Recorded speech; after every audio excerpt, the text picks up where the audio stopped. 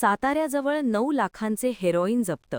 सातारा शहराजवळ तालुका पोलिसांनी केलेल्या कारवाईत कारमधून प्रवास करणाऱ्या दोघांकडून सुमारे 9 लाख रुपये किमतीचे हेरोईन जप्त करण्यात आले आहे.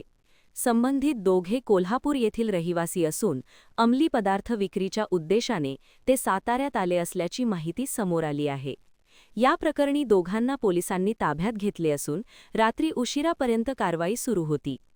अक्षय पाटील आणि अलंकार दोघेही कोल्हापूर अशी ताब्यात घेतलेल्या संशयितांची नावे आहेत. अंमली पदार्थ विक्रीसाठी दोघेजण कारने साताऱ्यात येणार असल्याची गोपनीय माहिती पोलिसांना मिळाली होती. त्यानुसार पोलिसांनी गस्त वाढवून सापळा रचला. सोनगाव परिसरात पांढऱ्या रंगाची संशयास्पद कार आढळताच पोलिसांनी ती थांबवण्याचा प्रयत्न केला. मात्र पोलिसांना पाहताच संशयितांनी पळ काढण्याचा प्रयत्न केला.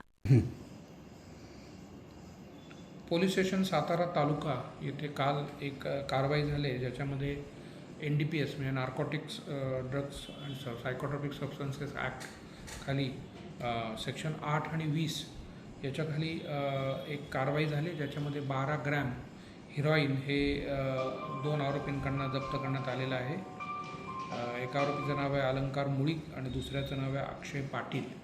दोन्ही आरोपी हे कोल्हापूरचे आहेत आणि हे विक्री करता ते इकडे आल्याची जी खबर होती त्याच्या आधारे ही कारवाई सातारा तालुका पोलीस स्टेशनतर्फे करण्यात आलेली आहे. बाजाराची किंमत सुमारे 9 लाख आहे हिरोईनची आणि याच्यामध्ये पुढचा शोध चालू आहे ज्याच्यामध्ये हे कुठून आणलं, काय आणलं आणि आधी काही असं काही केलं आहे का या आरोपींनी इकडे, या संदर्भाने पुढील तपास सातारा तालुका पोलीस स्टेशन करत आहे.